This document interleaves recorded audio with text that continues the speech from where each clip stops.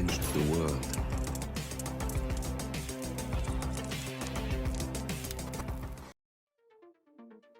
Hello, and welcome back to Hitman 3 and the trending contracts. And today's contract, the Cartel Contract number 3, set on Ambrose Island. And the contract ID is up on the screen now for anyone who wishes to have a go at it, and has been supplied to us today courtesy of Blade 413 Riotous. So on to today's briefing. Hello 47, you're tasked to kill 5 of the Golden Crow's bank robbers. Noel Crest and Awesome Mills are main targets, but the client requests you kill their heist crew too. Good luck 47. So today we have 5 targets available to us, with no stipulations on how we dispatch them or what we wear whilst we do so we have a free map. So for today's challenge, we will be starting in the central social hub. We're going to be bringing with us our ever trusty lockpick, a silenced pistol, and a combat knife. So right from the start and off the bat, we're going to put down this tasty beer and make our way on to the beach area, and we're going to set up our escape first of all.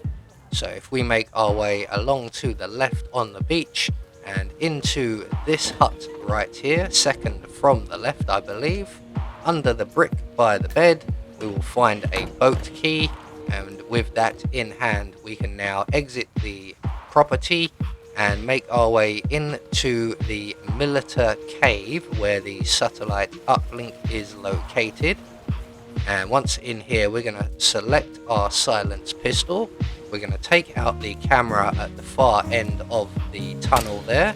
Now unfortunately that has alerted one of the guards, so we're just going to head off down this side tunnel, and we're just going to wait for him to lose interest once again. This can be quite random depending on how close he was to that camera when we shot it. Luckily for us, he is not too bothered and quickly goes back to his usual routine, so we can then make our way up behind him. We're going to stop just before we get round the corner here, just to make sure that his colleague is not in the area and he is just leaving. So we can now make our way up behind our victim here, render him unconscious. We're going to collect up his gun and drag his body out of sight. Now there is a box available, but from this distance we may not have time to get him in it and get his outfit on. So we're just going to store him behind the boxes here, take his outfit, and then we're going to move on into the satellite relay area. Just be aware of the 2 patrolling enforcers. There they are. So we're running a little bit behind schedule. So we're going to make our way around to the right and up the stairs. Be aware there is another patrolling enforcer just off to our left, but we're going to veer off just before that to our right, lockpick our way through this gate and up the shortcut ladder to the ruins area, and up here we will find our targets, or at least 4 of them. So we're just going to wait for the patrolling guard, our first or second victim today, to vacate the area, and once he has moved a safe distance we can make our way around through the corridors, select our combat knife, and we're just going to jab our first target in the stomach there. So we're going to hide his body in the crate around the corner, and then we're going to collect up his gun. It's probably best to collect his gun beforehand, but if they're carrying different guns from the one we're carrying, we'll only drop it again anyway. Our second target is now returning, so we want to collect up everything that the guard has dropped and get out of the way pretty sharpish. We're just going to drop the guns here, we don't need them just yet. and the patrolling guard will make his way past us in a moment, and he will stand by the open window we passed a few moments ago. So here he comes now, and once he's in position, all we have to do is push him out of the window. So that's 2 targets down. We're now going to use the key we've collected to let ourselves into this small armory here, and we are going to collect up the breaching charge. There are a number of things here we could be using, but I'm going to go for the breaching charge, and I'm going to set up a gun trap. So we're just going to drop one of the guns we've collected on the floor around about here somewhere, make our way back into the armory, and we're going to await the arrival of Orson, and when he arrives we can take care of him.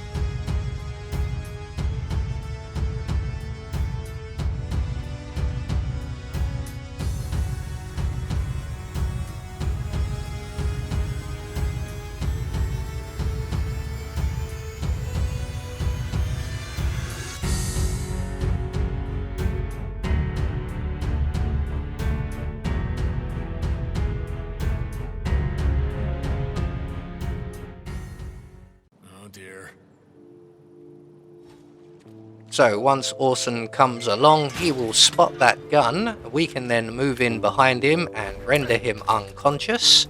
I'm going to use the breaching charge. Now, for the longest time, I was under the impression that the breaching charge will no longer kill your targets.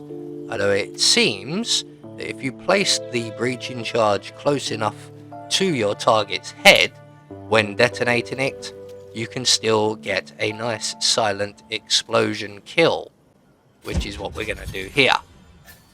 So that will take care of Orson. Again, we're going to hide his body, although I don't think anyone else comes into this area.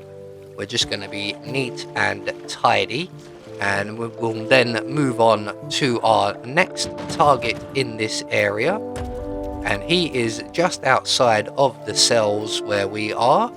And we're just going to make our way out onto the rear of the fort here. This is our target. He's just leaving the area. So he is going to go and stand over with his comrade before returning to this spot and leaning on the ledge in front of us. Now we need to be aware of this gentleman as well, who, as you can see, comes and looks over this area as part of his patrol. Now ideally you will have this situation that the guard you can see there will move away just as our target returns.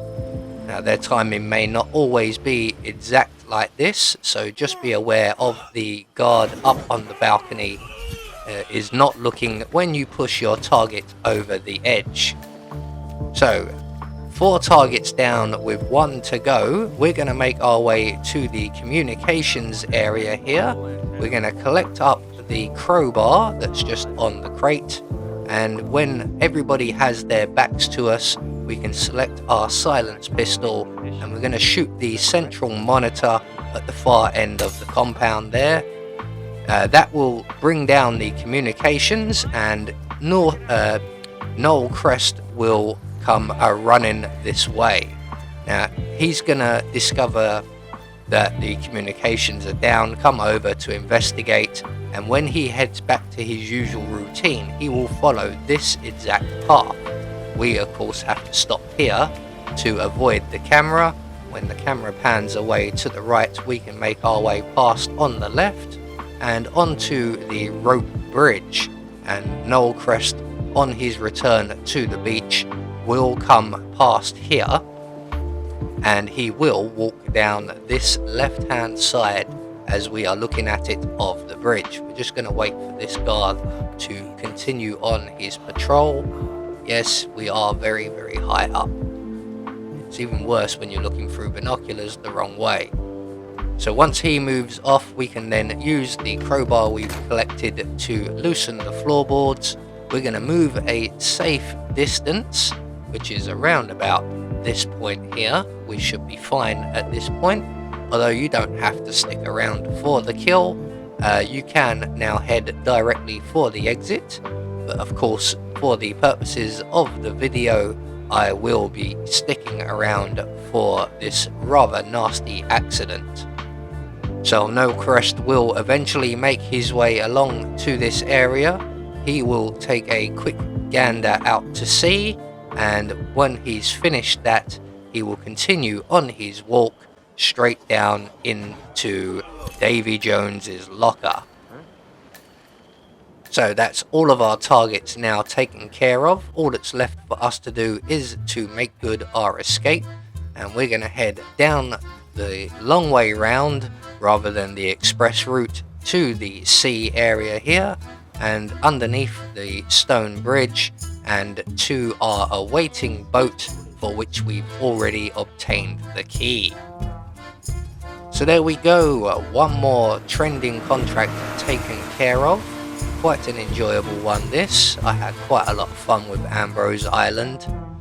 So we have confirmation all of our targets have been eliminated according to plan. No one saw us committing any crimes, and no bodies have been found. Hence, we get our Silent Assassin rating. I have been Anubis, and I will see you all in the next video.